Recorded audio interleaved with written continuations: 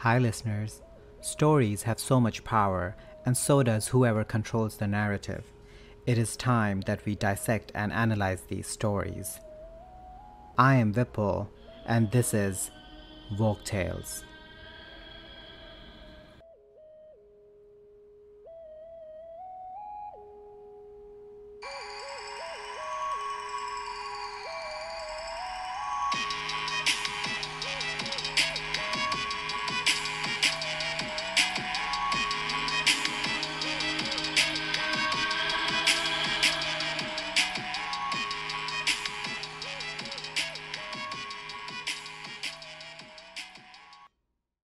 Hi, everyone. Today's story is an Arabic fairy tale from Ruth Manning Sanders' 1973 collection, A Book of Dwarfs, contain a real rarity in folklore.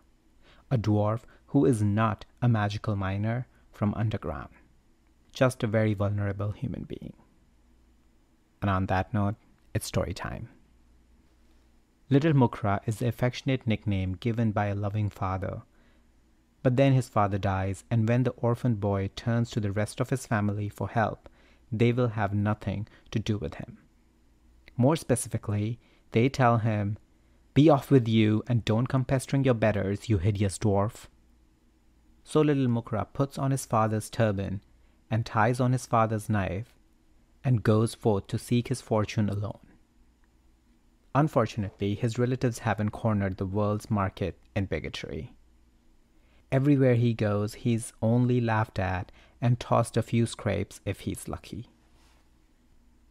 Arriving in a large town, he has a day of his usual luck. Starved, exhausted, and despairing, he's at the end of his endurance and about to collapse in a doorway when a bell is rung nearby.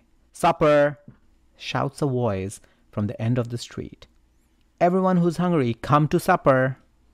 It looks like life is finally playing him a nice card, and little Mukra isn't arguing.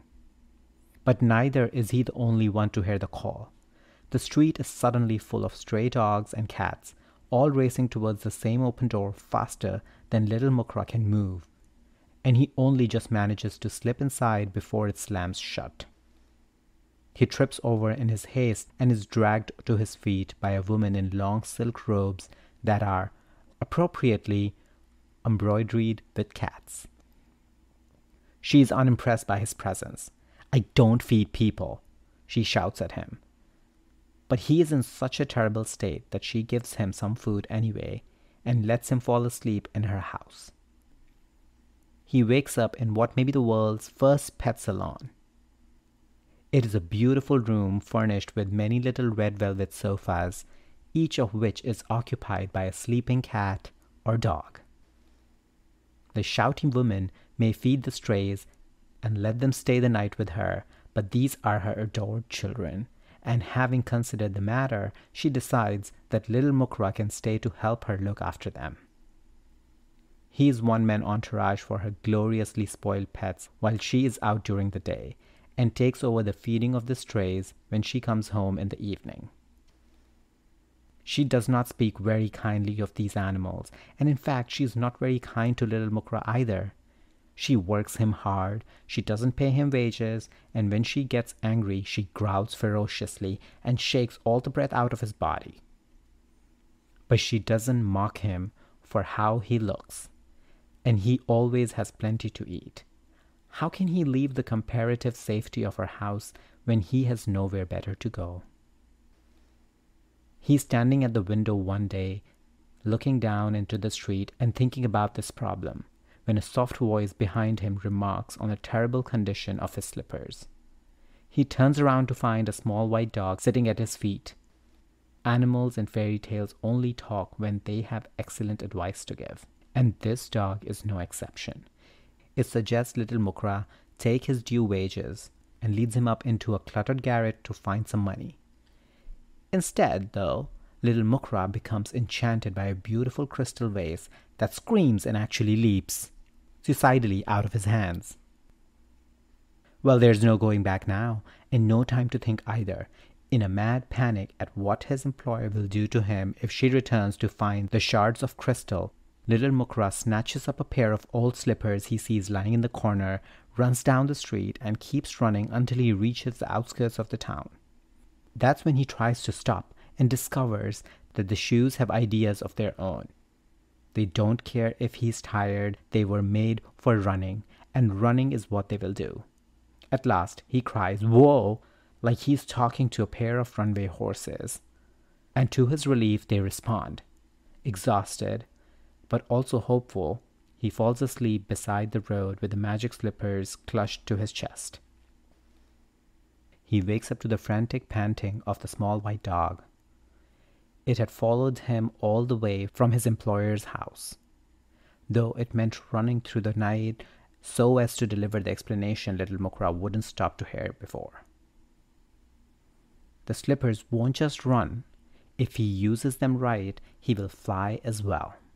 The dog then sits patiently, watching his new friend practice until he can spin on his heel 3 times while wearing the oversized slippers.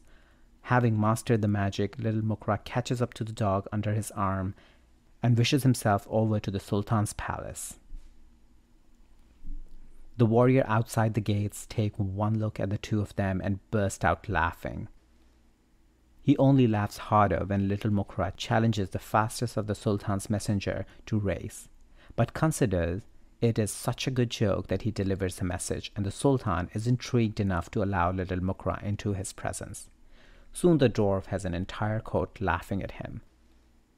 This is not such a bad thing as it would first appear. The Sultan likes to laugh, so he's put in a good mood straight away and not only agrees to the race, he lets little Mukra eat and sleep at the palace that night.